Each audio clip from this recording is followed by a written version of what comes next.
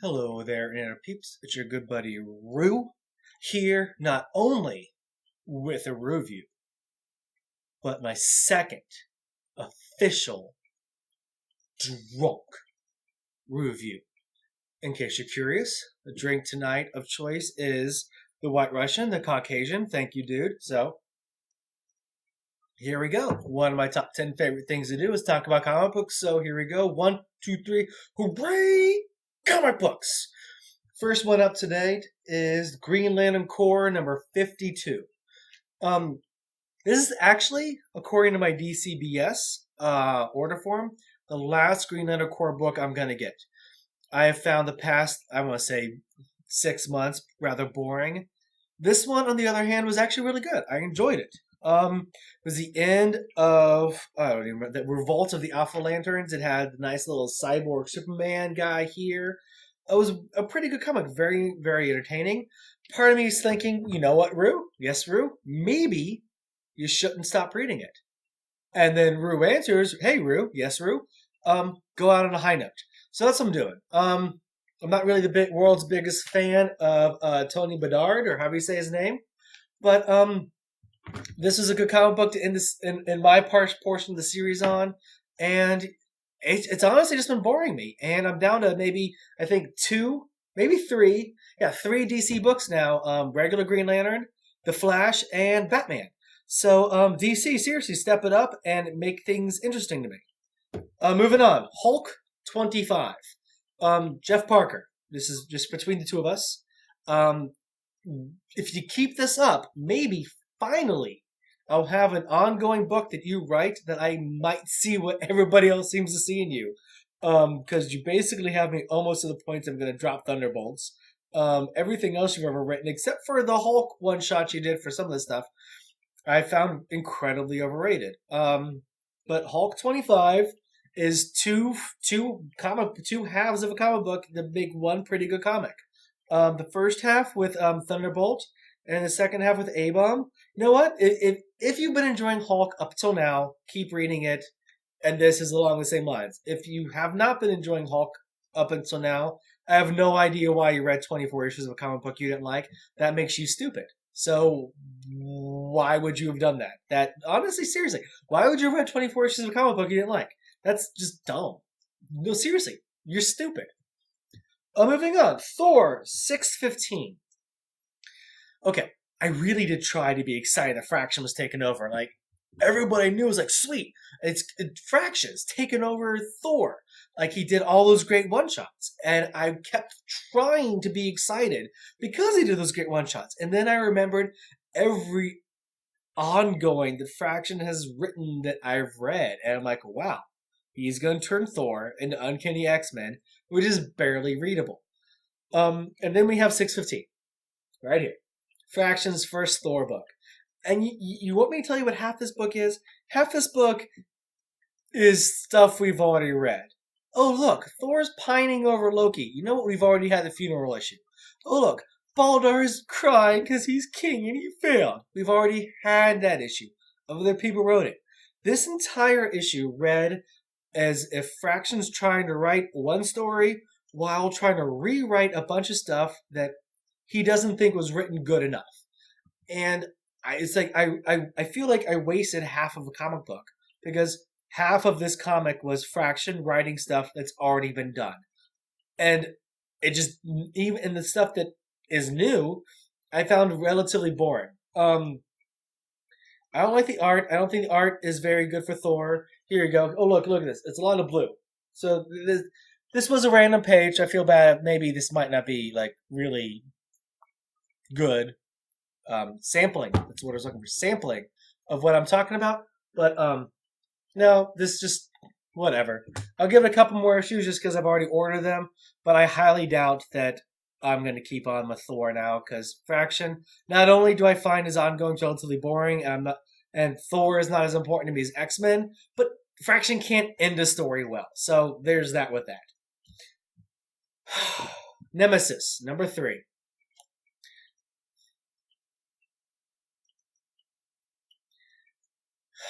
Okay, So this was not really a comic book, not really one cohesive story, but more a collection of moments that would be interesting if I were a retarded hipster. But I'm not. I'm actually what I consider to be average to just slightly above average of intelligence, and I'm completely not a hipster. And it just, this book is supposed to be about what if Batman was an asshole. And by that, I always assumed that meant Millar took Batman, a non-superhero being, and instead of making him a superhero, he turned him into a supervillain. But Batman's like this genius, like the second most intelligent person on the planet. But instead we get Nemesis, who really isn't that smart. He's just surrounded by a bunch of idiots. This entire book, instead of being, oh wow, look how smart this supervillain is, it's like, oh wow, look how dumb the cops are. Let's not worry about these military-trained henchmen that are still on the loose. Let's not think about this parking lot full of cars that are there for no reason. No, let's not think about these hundreds of other things that are just randomly there in the comic book for any normal, intelligent person to go, hey, wait a minute, that makes no sense.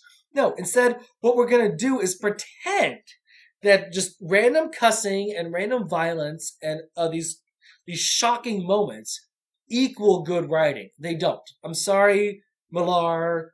Hey, you know what? Your name's Millar. It's spelled Millar. If you want to say that your name's pronounced, come on the show. Do an interview. Come on to the Outhouse Podcast. That's www.outhouse.com. The greatest comic book website in the known universe. And even some unknown ones. I'm fairly certain that it's better than the 617. Yeah, bring it. No, seriously. It's just, I read this book. I'm like, why is everybody so stupid? Why is there no background checks done on the prison guards? It's just a comic book full of stupid people doing stupid things, except for one guy who just, I guess, comparatively speaking, is a genius, but in the real world would still be just a rich retard. And I'm sorry, Sarah Palin, for using the word retard now 3 times in one podcast. Please forgive me. I don't mean to disrespect the mentally handicapped. I'm sorry about that. Fables number 98. I'm only bringing this up because finally, at last, Rose Red wakes up and lays a smackdown on the farm. She's like, seriously, no, this is my house, play by my rules. Oh, you little city folk, you're not going to get your hands dirty. Shut up. The man with the getaway face. No, seriously, this comic book, look at this. It's bigger than my head. This was $2. This is a $2 oversized, more pages than anything you're going to get. Beautiful piece of art. This is one of those Darwin Cook, who brought us that DC book that I thought was incredibly overrated, New Frontier. The art was great. I thought the writing left a lot to be desired. I was like, wow, this is really boring. It's a good thing it's pretty. The Parker books, on the other hand, are just gorgeous and great writing. I'm not sure if Darwin needs to adapt things to be good at what he does when it comes to writing, but the art is phenomenal. And if you're like, hey, Rue, I didn't read the first Parker book because it's a hardback and I can't afford that and my library doesn't have it, or I'm lazy and I'm silly.